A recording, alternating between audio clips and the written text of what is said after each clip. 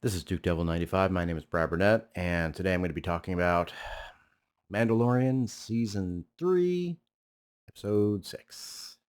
Yeah.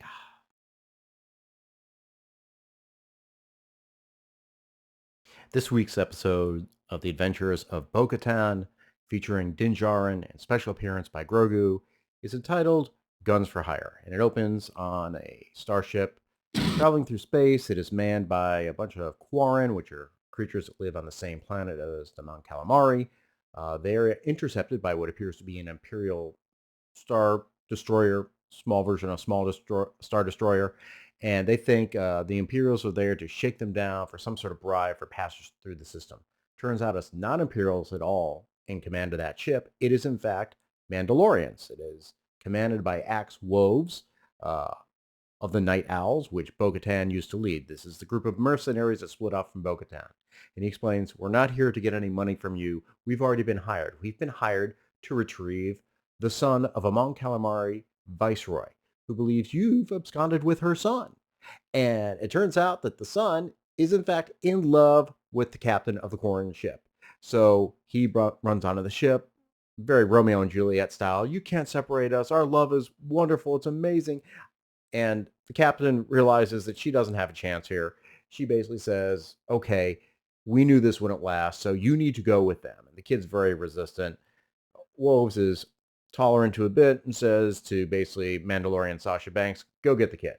So she goes on to the ship, takes the kid, and they head off back to the planet where they are based at, called Plizar 15. Bo-Katan has managed to track down her former comrades to Plizar 15. She, Din Djarin, and Grogu head there to find the fleet and try to convince them to rejoin Bo-Katan. As they are heading towards the fleet, their ship is suddenly taken over and directed toward a dome city. I mean, this is amazing technology if you think about this. This completely takes over the ship. She can't control it at all. It's entirely in control. If only, maybe the Empire had that incredible technology at one point, they could have, continued their existence. I don't know where this technology came from. It must have been recently invented because certainly this would have been a game changer. Anyway, they get hauled into the city and they land and meet a bunch of Imperial-looking droids, which unnerves Mando a little bit. They head in a travel tube and are directed to what appears to be kind of a dining hall area. And inside they find what appears to be a party going on. A bunch of people sitting around the table, having drinks and everything. And at the far end of the table, a man stands up and welcomes them in. And who's this man? It's Captain Bombadil and his wife, Duchess, the royal leader of Plizar 15. But who are they really? Because I'm not going to remember those damn names. It's Jack Black and Lizzo. Yeah. So they're having some sort of party. They welcome Bo-Katan and Mando in, have a seat, have some drinks, and they start explaining, that Jack Black is a former Imperial who, as part of his rehabilitation, came to the planet to help rebuild the planet, and he and Lizzo just fell in love, and now they're married, and everything's wonderful, and he's been helping the planet and converting all the old Imperial droids into helper droids so that the people of the planet don't have to labor or anything. All the robots can do everything for them. And all of a sudden, Lizzo is taken by Grogu. It's like, oh, what a cute baby. Can I hold the baby? And Mando's like, oh, no, hold on. He's kind of picky. So she literally holds up, looks like a sardine. And what does Grogu do? Does what Grogu does. He jumps in the air and lands in Lizzo's lap. And basically, that's where he's going to stay this entire episode. Um, yeah, seriously, that's it. Uh, that's pretty much it for Grogu. Just to be Lizzo's toy. I mean, I guess she's a giant fan of Grogu, so this is what she gets to do. Go and play Star Wars. Uh, anyway, they go off to the side because I guess Jack Black does want to explain to the rest of the partygoers the problems they're having. Turns out that the Imperial droids that they've converted are not as domesticated as they would like. You see some of them going a little wild, causing some problems, and they need some help. They need someone to take care of it. And unfortunately, their security forces are not allowed to be armed. You see, the planet is complete pure democracy. which means they voted against any armed people in the city. And let's be honest, pure democracy is kind of frightening if you really think about it in a way. It's like you got 100 people. If 51 people decide they don't like anyone named Jack, then if there's anyone named Jack there, they're done. That's it. Maybe representative democracy works a little bit better. But this is not about politics. We've already heard enough of that in The Phantom Menace. Bottom line is, they want these droids taken care of. They don't have the constables to do it. Bo Katan says, bring in the army from outside. Oh, we can't do that. The Mandalorians outside, we hired them, but we can't have a standing army in here. So we want you as Mandalorians to do the job for us. You're allowed to have weapons because it's your culture. Wait a minute. What if they just invited a couple of the Mandalorians in the privateers, the army for hire outside, in for dinner? They could come in and just have a dinner, and since it's their custom, they'd come in with the weapons. That makes sense. It makes sense to me, but I'm not writing Star Wars. I probably never will. Oh, jeez. So Bo Katan and Mando get convinced to finally do this. They'll help out because they'll get to meet with the Mandalorians and also maybe get some recognition for the planet of Mandalore. So now they head off to uncover the mystery of the rogue droids. Where do they go? Well, time for another cameo. Bo and Mando head down to meet the security commissioner, and it is Commissioner Hellgate, also known as Christopher Lloyd, in our third cameo for this one now. And he explains, what the problem with the droids are. Some of them have been acting out. He doesn't know why. It's very strange, he says. They have a bunch of battle droids there, but they're just not acting normal. They're going against their programming, like throwing clothes in the air and dumping trash. And then also he mentions assault, which maybe you'd lead off with. So Bo-Katan and Mando take that information. They need to figure out which droids are causing the problem. So in our next portion of this version of an RPG, our next side quest is to find, how do we find who the bad droids are? Well, they go down to the droid smiths, being Ugnaughts in this place, and Bo-Katan insults them, questioning their craftsmanship. But fortunately, Mando has some experience with dealing with Ugnaughts, going back to the first season when he dealt with the one that was voiced by Nick Nolte. I think his name is Queel. So he mentions his old friend Queel, and he says the words, "I have spoken a lot," and apparently that's the magic phrase, because he's able to get the list of droids from the Ugnaughts. So then they go to a shipping yard. They find a B1 battle droid is there, sort of as a 4-person, saying all these droids are in fine shape. We've just certified them.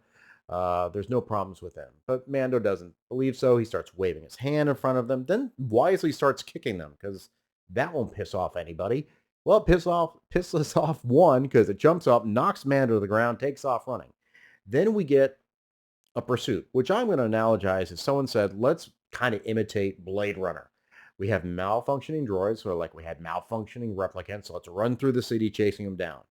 There's a bunch of chasing, some things get thrown at Bo-Katan and Mando. Eventually, Mando takes a shortcut, is able to cut off the battle droid, and Bo-Katan blasts it from behind. So now we have our crime scene set up. Droids come around, they put up the digital yellow tape, and Bo-Katan and Mando get their next clue. It's a little device. It's something called Spark Card, which says the resistor. That turns out to be a droid bar, so they're off to our next part of this quest. Let's go to the droid bar. Bo and Mando have made their way to the droid bar, and as they walk in, it's very reminiscent of the cantina scene in the original Star Wars. Instead of aliens of all types, it's filled with droids of all types. And as they walk in, everyone sort of stops. Same way people stopped when 3PO walked into the cantina. It's like, you don't belong here. Everyone knows that this is a droid bar. Well, what are you doing in a droid bar?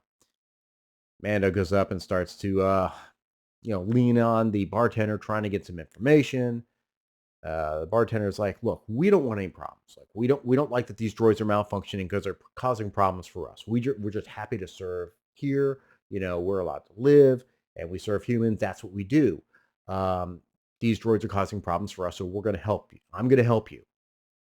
And they learn that the problem is not the the robots themselves or their imperial programming. It's something called nepenthe. See, it's a lubricant of some sort, and it's a bad batch apparently is affecting some of the droids, causing them to go crazy. So now that Bo and Mando know what the problem is, know that it's this nepenthe, it's time for a droid autopsy. Yep, that's right. They go and find the droid they shot, pull him out of the drawer, and they have a probe droid, stick its syringe in it to draw out droid blood, lubricant, whatever, to test it to see if it's been infected by nepenthe, to confirm what the bartender told him. Turns out just drawing that stuff out messed up the probe droid because he kind of goes crazy too, trying to take out Bo and Din Djarin.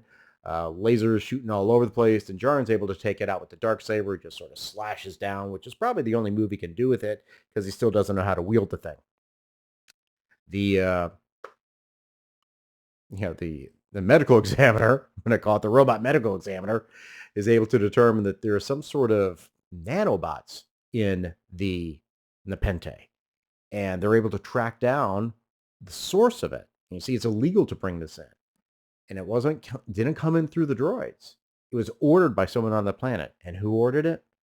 Gosh darn it, Doc Brown himself, Christopher Lloyd, ordered the nanobots to infect the droids. Bo and Mando go to confront Christopher Lloyd, and they say, Commissioner, the jig is up. We know what you did. You're the one that affected the droids. You're the one causing all the problems. Christopher Lloyd jumps up, puts his hand over the kill switch on all the droids, which will release them onto the population. Says, if you don't let me get away, I'm going to release all the droids. And everyone's like, freeze. And then he says, basically, Count Dooku was right. Turns out he's a separatist. And he's like, I believe in democracy. This planet has been changed ever since Jack Black came and uprooted everything that we were. At that point, Bo Katan just sort of shoots a dart at him, takes him out, little electrical, and he's down on the ground. That's it. Well, now it's time for Christopher Lloyd to face the music. Who's that going to be with? Well, that's going to be the royal couple, Lizzo and Jack Black. So we find them playing what appears to be space bocce ball using beetles, roll-up beetles. Fortunately, Lizzo's able to win because Grogu uses the Force. Not certain how appropriate that is, but everyone's celebrating that she's got a perfect score. Mando and Bo walk in with Hellgate, Christopher Lloyd in their custody, and he explains everything's gone wrong since Jack Black got here. He's destroyed the planet. He's made everything worse. And Liz is like, we trusted you. You served my family forever. Yes, my husband did some bad things in the past, but he's really earning forgiveness. And then, Christopher Lloyd's like, well, I hope I can earn forgiveness too. And she's like, yeah, you go to the moon for exile. So there is some forgiveness for you. Christopher Lloyd literally just walks off on his own. He's got some droids around him. I guess they're the security droids. They take him away. But, for such a good job, it's time to give Bo and Mando some awards. Not only do they get to go and visit the Mandalorians, who they were originally there to see, Bo is awarded the key to Plazar. Suddenly this little droid comes up with this key, and look at this freaking key. First off, you just keep this hanging around.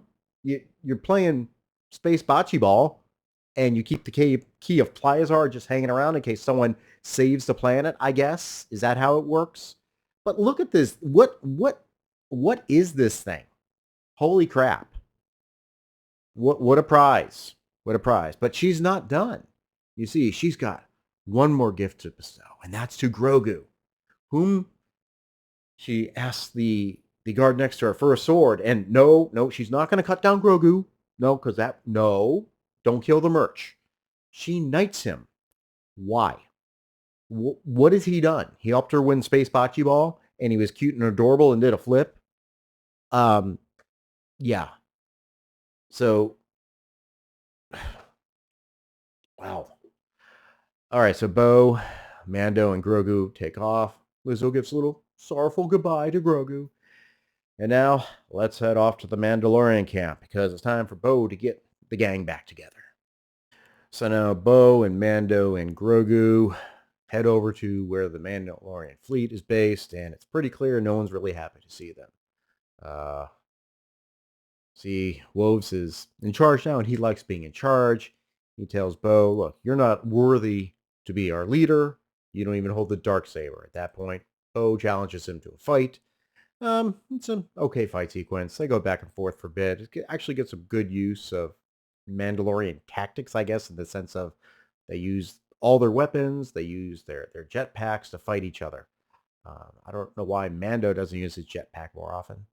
But in the end, of course, we know what's going to happen. Bo is victorious. She has Axe Wolves yield with a knife to his neck. He yields, but yet at the same time says, you will never lead Mandalore. How can you lead Mandalore? You don't even possess a Darksaber. You haven't even challenged Mando for the Darksaber. And at that point, Mando then says, she should wield the Darksaber. And Bo's like, I can't wield the Darksaber. I haven't taken it from you in combat. But now we get a lesson in some sort of transitive property theory, I guess. Mando explains, I was wielding the Darksaber when I fought the cyborg alien on Mandalore, and it defeated me and took the blade away from me. So I lost the blade. But what happened? Bo Katan came and rescued me. And then she took up the blade and defeated the cyborg who beat Mando. So therefore, because he was beaten by the cyborg, and then she beat the cyborg who beat Mando, she is now entitled to hold the Darksaber. So we're not going to get any fight between Bo and Mando at all. Challenge for the Darksaber. Everyone is sort of looking around, like trying to figure out this theory. How is it that who possessed it? When did they possess it? How long did they possess it? It's I guess it's an out. In the end, Bo Katan takes the Darksaber and ignites it. And now, I guess, Bo Katan has fulfilled what I think may be the actual story of this season, because she's the actual title character of The Mandalorian and is now leading the Mandalorians. I think that's where we are. I don't know. Because this is a jumbled mess. This apparently is the lowest rated episode so far. I saw that today in some article. It is really like pissing people off, I think. And look, some people like it. I get it. If this is your jam, fine, whatever. But I can't not look at this anymore and think this is just, what is going on? This is crap. You're just throwing things up against the wall. Let's make this look pretty. So we get a couple fight scenes. Look, that's fine. But the whole thing started with Din Djarin. It was all his story. This guy is now taking a back seat. If you want Bo Katan to be the headliner, the star of the show, fine. I like Katie Sackhoff. I liked her in Battlestar Galactica. I think she's doing okay. And if you want to show around her, that's fine. She can be a good character. There's a lot of background to her character in Rebels and Clone Wars and all that stuff. But this, what the hell? And then we throw in these random cameos. It's like, I'm getting holiday special flashbacks. I mean, we have Donna Summer pop up out of nowhere. Here's B. Arthur. Holy crap. What is going on? I mean, Lizzo. I wouldn't have recognized Lizzo, honestly, because I don't know her. I recognize the name, but I was told that's who it is. I know Jack Black, and he looks ridiculous. He looks like some foppish character out of Gulliver's Travels. Or something. What is... It's a mess. There is no cohesion to this story at all. We are 6 episodes in, and I don't know what the purpose of this season is at all. It's like, let's just take a bunch of stories, throw them together, and see what happens. We had one whole story where Mando was in it for 10 minutes, and then it was learning how awful the New Republic is? Or is that former Imperial officer an undercover spy who likes to torture people? Well, the only good thing, I guess, is the Mandalorians aren't living on the beach of death anymore. What's going to happen in the next 2 episodes? Who knows? I'm guessing Bo Katan's going to be the leader. Is she going to have a showdown with the armorer? Is the armorer going to recognize her leadership? I don't know. I guess Moff Gideon's going to show up at some point. Maybe. That's been hinted. Why is Grogu still here? None of these questions are going to be answered. It's just, Jon Favreau can write. I know he can write. I've seen him write stuff. I've seen stuff he's written. It's good. This is just... All right, I'm going to keep watching. Just see what happens. But questions, comments, witticisms down below. Click like, click subscribe. I'll see you later.